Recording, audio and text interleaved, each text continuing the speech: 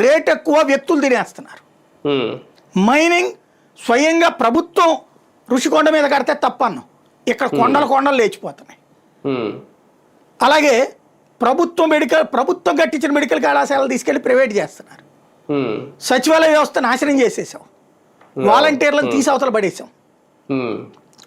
చక్కటి ఒక construction administration వ్యవస్థ మొత్తం చిన్నాభిన్నం చేశాం.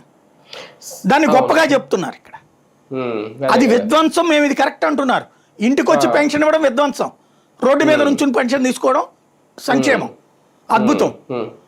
ఇంటి సచివాలయం నుంచి ఇంటికి సర్టిఫికెట్ వస్తే విధ్వంసం, సర్టిఫికెట్ కోసం లంచాలకు ఇచ్చి నాయకుల చుట్టూ తిరిగితే అభివృద్ధి. ఎలా ఉంటది ఇవన్నీ?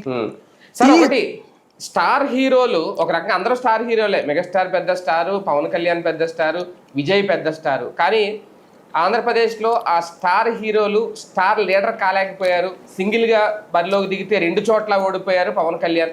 ఆయన 2 చోట్ల, ఒక చోట గెలిచారు, మరో చోట ఓడిపోయారు. కానీ విజయ్ ఇక్కడ 2 చోట్ల కూడా గెలిచారు. ఇందాక మీరు అన్నట్టు జెన్జీ అనేది తమిళనాడులో ఉన్నంతగా విజయ్కి సహకరించినంతగా ఆంధ్రప్రదేశ్లో వీళ్ళిద్దరికి సహకరించలేకపోయిందా? నేను చెప్పింది ఇక్కడ కుల ముద్ర వేసుకోకూడదు, నాకు కులాల పట్టింపు లేదంటాడు ఆయన పవన్ కళ్యాణ్.